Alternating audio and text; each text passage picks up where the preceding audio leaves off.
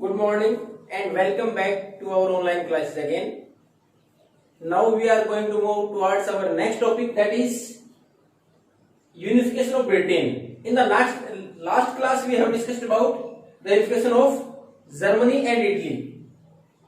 But that was the result of a middle class revolution and a sudden upheaval. अचानक से एक आंदोलन का रूप लिया, उसके बाद उसमें बदलाव हुए, but it was a long process, not the result of a sudden appeal. अचानक से ऐसा कुछ नहीं हुआ। अब उसमें किस प्रकार हुआ था unification?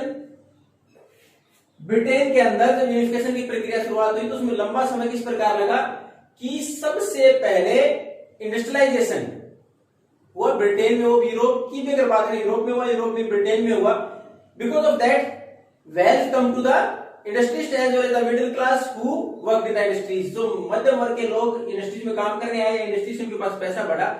Then they demanded a government on democratic values और रिपब्लिकन गवर्नमेंट। उन्होंने मांग की कि सरकार ऐसी हो जो लोकतांत्रिक तरीके से चले और गणतंत्र की सरकार हो, उस सरकार चुनी जाए। लेकिन 18th सेंचुरी से पहले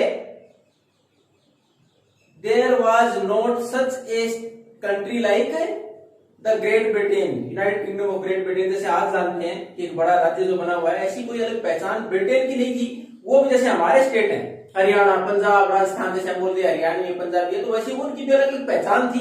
वो किस तौर पर थी? जैसे इंग्लिश, स्कॉट, वेल्स, आयरिश, ये अलग रीजन के अनुसार अलग अलग पहचान थी ब्रिटेन में। फिर जैसे मैंने बोला इंडस्ट्रियलाइजेशन के बाद थोड़ा सा वेल्थ बढ़ा, जो मिडिल क्लास था उसका प्रभाव बढ़ा, उसने डिमांड की डेमोक्रेटिक राइट्स की। तो उसी का परिणाम था कि वहां 1688 में ब्रिटिश पार्लियामेंट ने किसे शासन ले लिया? मोनार्ची फॉर्म ऑफ गवर्नमेंट से पहले। आप भी पढ़ते हो, वहां सुप्रीम जो वहां की पोस्ट है, जैसे हमारा प्रेसिडेंट है, वहां कौन होता है? It is run by the name of queen. तो वैसे ही एम्परर वहां राजा के अनुसार शासन चलता था, उसे वापस ले लिया गया और 1688 में वहां से पार्लियामेंट ने शासन अपने हाथ में ले लिया था। लेकिन उसके बावजूद ब्रिटेन यूनिफिकेशन नहीं हुआ। उसके बावजूद धीरे धीरे प्रक्रियाएं चली, प्रयास किया गया कि बाकी जो अलग अलग एरियाज है जिनकी अलग एथनिक पहचान है। और what is ethnic? A group or a community which belongs to a particular religion have a common culture or tradition। जिनकी अपनी कुछ संस्कृति, एक ऐसा समुदाय जिसकी अपनी संस्कृति, अपनी परंपराएं अलग हों। तो उसी प्रकार इनकी भी थी। इंग्लिश, स्कॉट, वेल्स, ये अलग अलग रीजन थे जिनके अलग अलग अपनी पहचान थी, अलग तीज त्योहार थे, अलग अलग फेस्टिवल्स थे और अलग जितने भी प्रकार के उनके पोजीशंस थे वो सारी, और कॉस्ट्यूम्स वगैरह, फेस्टिवल्स वगैरह, डांस फॉर्म्स, म्यूजिक, वो सब अलग रहे होंगे। तो ये अलग पहचान, तो एथनिक ग्रुप की ये पहचान थी। लेकिन पार्लियामेंट के शासन हाथ में लेने के बाद पहला जो प्रयास किया यूनिफिकेशन के लिए क्या था? Unification of Britain by incorporating और including Scotland. Act of union 1707 के द्वारा स्कॉटलैंड को ब्रिटेन के अंदर शामिल कर लिया गया। Britain was incorporated with Scotland और ब्रिटेन का नाम पूरा क्या हो गया बदल के? United Kingdom of Great Britain. अब उसके बाद जैसे ही उसके ऊपर प्रभाव बढ़ा, पार्लियामेंट में संख्या तो पहले ही किसकी थी? इंग्लिश वर डोमिनेटिंग, इंग्लिश डोमिनेट कर रहे थे। जैसे अगर हमारे यहाँ भी बड़े वर्ग की बात करें, अगर इंडियन पार्लियामेंट की बात करें, अगर रिलीजियस कम्युनिटी की बात करें तो हिंदूज एंड मेजोरिटी। तो उसी प्रकार मेजोरिटी में यहाँ इंग्लिश थे। मेजोरिटी में कौन सी? ये जो ब्रिटेन पार्लियामेंट थी। स्कॉटलैंड शामिल तो हो गया, लेकिन स्कॉटलैंड से संबंधित लोग बहुत कम गए पार्लियामेंट में। और धीरे धीरे The Britishers or the Englishmen suppressed the culture of Scottish। तो स्कॉटलैंड में उनकी कल्चर को धीरे धीरे प्रेशराइज किया गया, दबा दिया गया और उतना प्रभाव नहीं रहा। अब इसमें स्कॉटिश कल्चर को सबसे ज्यादा परेशानी हुई और इस स्कॉटिश कल्चर के साथ साथ वहां के जो पहले संस्थान रहे, पॉलिटिकल इंस्टीट्यूशन, आप 5th से 9th क्लास में पढ़ के आए थे आप इन लोगों को, इन सारी चीजों को। वर्किंग ऑफ इंस्टीट्यूशन से लेसन था सिविक्स में, यानी संस्थाएं किस प्रकार काम करती हैं। तो स्कॉटलैंड की जो पहले व्यवस्था जो संस्थाएं जो काम करती थी, उन संस्थाओं को बंद कर दिया गया, यानी ब्रिटेन की जो व्यवस्था उसके अनुसार काम करना पड़ा। और उनकी जो खुद की भाषा थी अलग से, गैलिक लैंग्वेज, उसको रोक दिया गया। और कौन सी फोर्स कर दी गई? They are suppose to speak English, कि अब इंग्लिश बोले, उनकी खुद की भाषा है, उसको रोक दिया गया। और सबसे ज्यादा परेशानी किसको हुई? कैथोलिक। अब जैसे हमारे यहाँ हिंदू धर्म को हमने जातियां बांट दी, उसके बाद अगर मुस्लिम की बात करो, दो वर्ग में बटे हैं, कौन से, शिया और सुन्नी। उसी प्रकार क्रिश्चियन भी दो भागों में बटे हैं, वो कौन सा, कैथोलिक और प्रोटेस्टेंट। तो जो कैथोलिक थे, क्रिश्चियन में भी जो कैथोलिक थे, उनको सबसे ज्यादा परेशान किया गया।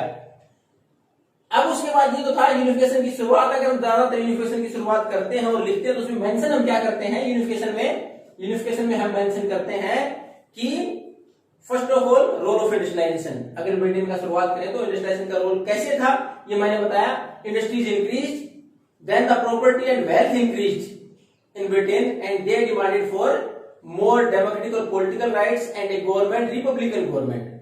उसके बाद दूसरा स्टेप क्या था, the taken over of the government by the British Parliament in 1688 from monarchy form of government. Then after in 1707 by Act of Union, Scotland was incorporated with Great Britain, or then after the name is changed to United Kingdom of Great Britain. And the last one is Ireland. Ireland was a separate country till that time. There was also a confusion or conflict between two Christian groups, that is Catholic and Protestant. The Britishers supported Protestants and the majority was there of Catholics. They tried to revolt against that. वहां उन्होंने उनके खिलाफ विरोध करने का प्रयास भी किया। उनके who was the major leader of that Catholic group in Ireland? That was Wolfton. और उसके साथ यूनाइटेड आयरिशमैन, जो और आयरिशमैन चाहते थे कि यूनाइटेड अलग रहे, आयरलैंड, उन्होंने साथ भी दिया इनका, लेकिन उस रिवोल्ट को भी खत्म कर दिया गया, उनको हरा दिया गया ब्रिटिश गवर्नमेंट के द्वारा 1798 में। And ultimately in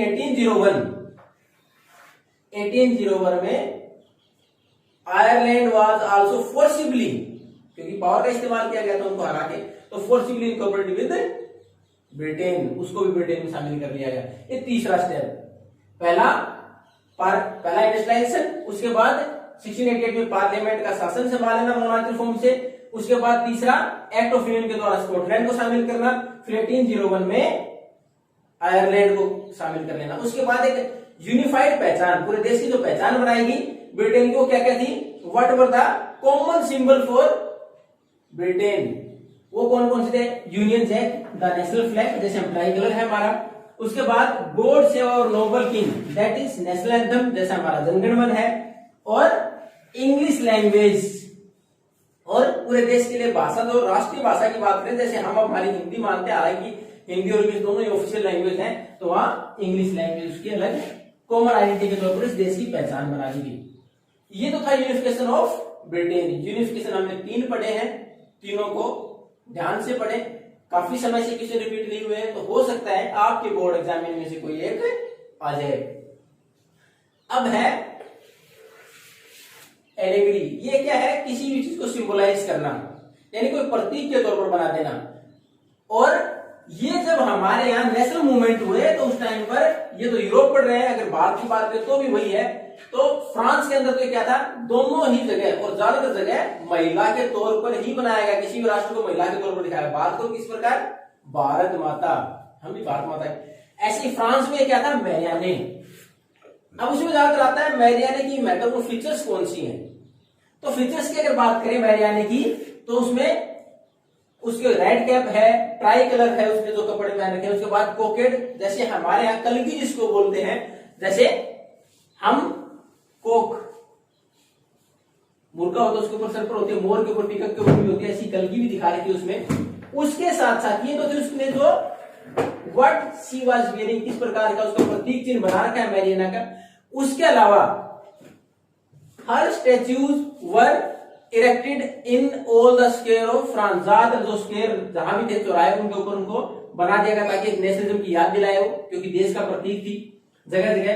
even on stamps and coins the picture of Marianne was engraved, खुदाई, यानी उसके ऊपर उनकी पिक्चर बना दी, स्टैम्प के ऊपर भी और कॉइन्स के ऊपर भी।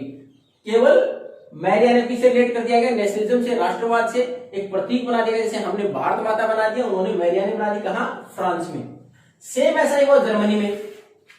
जर्मनी के अंदर भी यहां मैरियाने, यहां जर्मनी के अंदर जर्मेनिया।